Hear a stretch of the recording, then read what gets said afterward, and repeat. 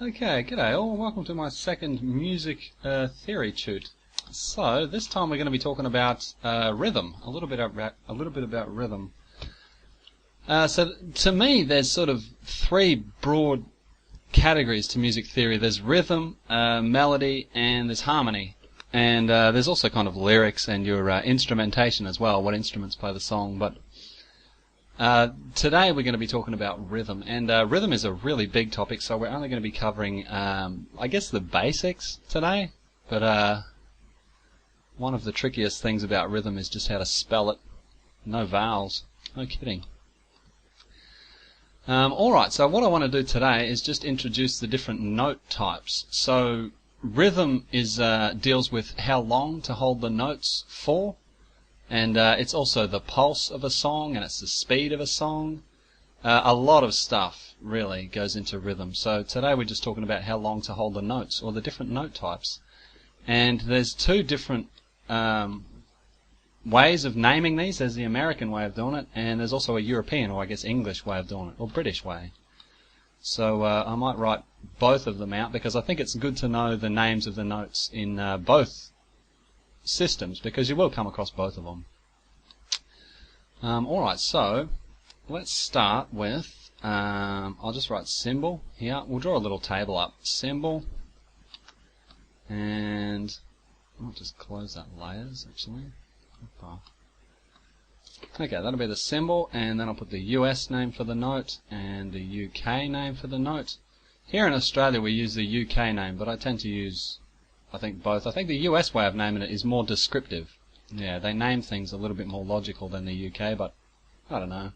They're both pretty good. And each note type also has a number associated with it, which we'll look at the very end.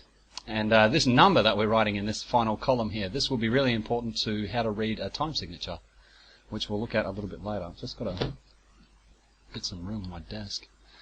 Okay, so the first note type would be this one, just a plain circle. If you see a circle with no stem at all and it's not coloured in, that actually means in the US that's a whole note. And in the UK they call that a semibreve. Semibreve. And its number is 1. So there is actually another note called the breve, which I don't know what the US calls it. Maybe they call that a double note. I'm not sure.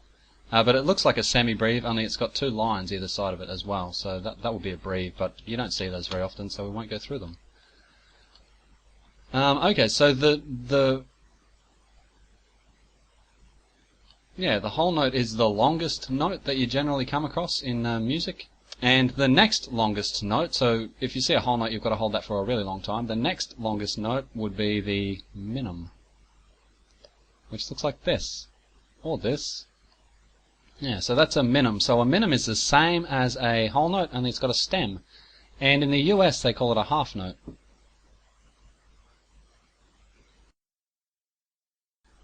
And in the UK it's a minim. So you can start to see already the logic behind the way that the US names things. So a half note actually goes for half the length of time as a whole note. So the US they call it a half note. And its number also matches the US name. So a half note, you know, if you drew out a half as a fraction, you'd have the 2 in the bottom there. Yeah, whereas the UK just names things randomly. Semibreve, I don't even know what that means. Anyway, that's what they're called. Minims or half notes. Okay, so the next fastest note, or the next fastest note would be the crotchet, which looks like this. And in the US they call these quarter notes. Quarter note. And the UK, like I just said, they call them crotchets. Well, you don't have to put an S on the end. What am I doing? Oh, I seem to have changed tools. Okay, and the number for a crotchet is 4. So something to be careful of is the stem. When you draw a note with a stem, like these crotchets or these half notes, the stem comes out of a different side depending on whether it goes up or down. So if the stem is going up, then it always comes out of the right hand side, and if the stem is going down, it comes out of the left hand side of the note head. Alrighty, so a quarter note takes exactly 1/4 the amount of time to play as a whole note. And a quarter note takes exactly 1/2 the amount of time it takes to play a half note. You see, so you can just do some little fraction maths. So you could say, 1/4 plus 1/4 equals 1/2, which means that 2 quarter notes take the same amount of time as a half note. Good stuff. Alright, moving along. The next fastest note is one that you've probably seen before as well. It's the quaver, or the 8th note.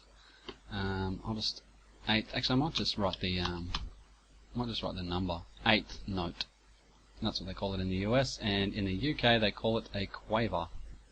That's a U just there. And that's a V.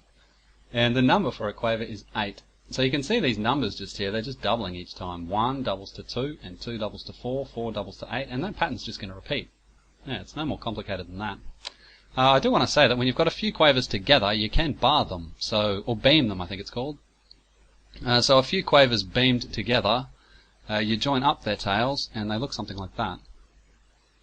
Yeah, so if they're not beamed together, then their tails just sort of hang there on the side, but if they are beamed together, then that's what they look like. You can beam more than 2 together as well, so you could beam 3 together if you want. You could even beam 4. Alrighty, so that's a quaver, or the 8th note. And the next fastest note is the same as a quaver, only it's got 2 tails. So I call these things tails just here, these little things that are coming out of the stem. Actually, I might just draw a great big note and name these things. I would call these tails.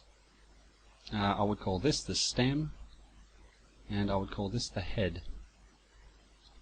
Yeah, that's what I mean when I say stem or tail. I'm talking about the different parts of the little symbol that goes together to make a note. Alright, but semiquavers have 2 tails, so they're the same as a quaver, only they've got 2 tails. And you can draw them with their stem going up as well. The US calls semiquavers 16th notes, and the UK calls them semiquavers. It's meant to be a U. And the number for semiquavers is 16. So it gets a little bit weird in the UK, as we're about to see. Things get very, very strange, but semi means half, so, half of a quaver is what they're trying to say there. If you've got a few quavers joined together, a few semiquavers joined together, they might look something like this. Yeah. You can join as many of them together as you want, obviously. You're writing the song. Alright, the next one, the next fastest note, and we're getting really quite fast here, so semiquavers are actually quite fast. If you think about it, there's 16 semiquavers could be played in the same time as one whole note, so it depends on the speed of the song, but often semiquavers are quite quick. Anyway, the next note type is even faster again, twice as fast actually, is a semiquaver, except it's got another tail, so this has 3 tails. It's got 3 tails. These are actually quite rare. You don't see a lot of them. If you've got a few of them barred together, they might look like this. Oops. Yeah, something like that. I mean, my handwriting's not particularly good, but yeah, something like that. Okay, in the US, they're going to follow a very logical pattern. The quavers were called 8th notes, semiquavers were called 16th notes, so if we just double 16, we'll get the name of these ones, which is a 32nd note. That was meant to be a 2. 32nd note. And in the UK, they call them something very strange. They say demi-semiquaver.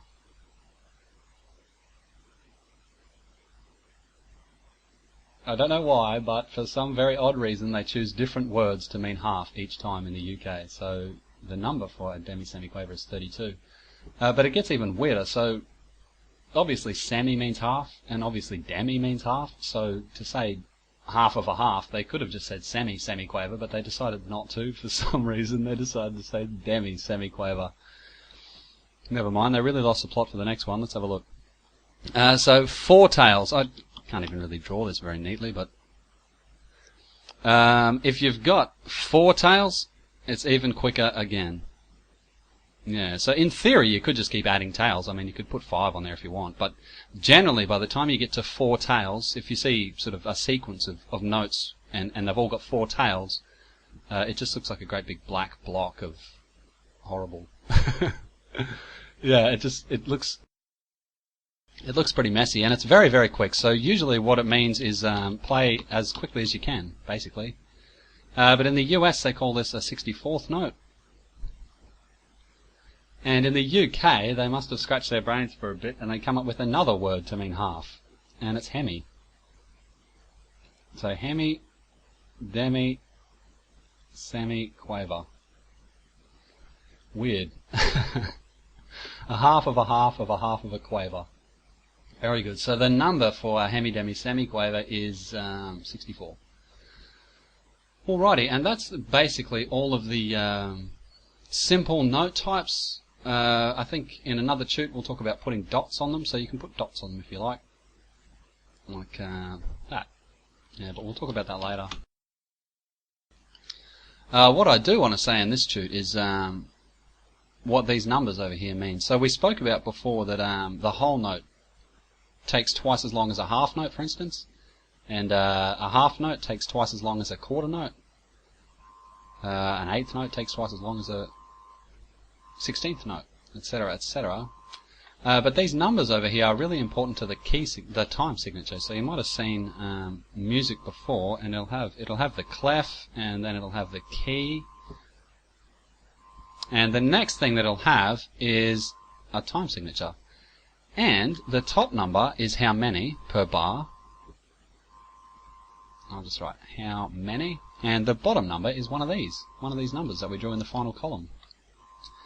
I'll say what type, and that's basically how you read a time signature. So a really common time signature, the waltz time signature, is 3/4 just here.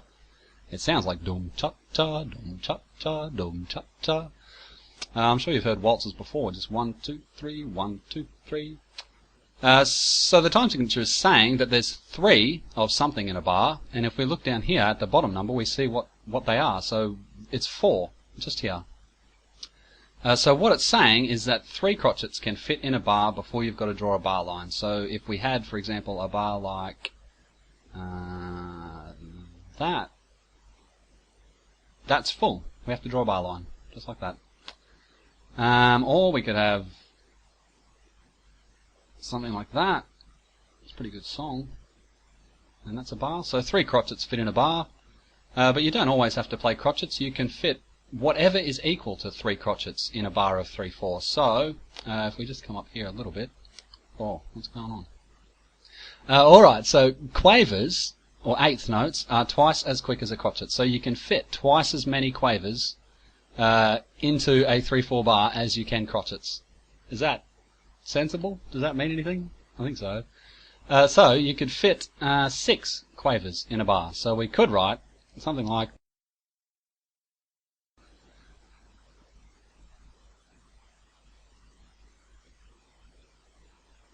that. That would be a bar with quavers. Or we could write semiquavers. So 12 semiquavers would fit into a bar. I'm not going to write out 12 semiquavers, but you can mix it up. So you could say that there's 1 crotchet and 2 quavers and then a bunch of semiquavers at the end. Alright, so that also equals a 1 bar of 3/4. Each one of those is the same length as a crotchet, so obviously a crotchet is the same length as a crotchet, or a quarter note, and obviously 2 quavers is the same as a single quarter note, and finally the semiquavers here on the end is also a quarter note. Yeah, so it's that easy really, and if you see a time signature like, say, maybe 6/8 is another common one, all it's saying is that there's 6 eighth notes per bar, or 6 quavers per bar, since the number for quavers is 8. Alright, but we will look at time signatures a lot more in the future because they're quite confusing and they're very, very interesting. I think for now we call it a day. Okay, thanks for listening. See ya.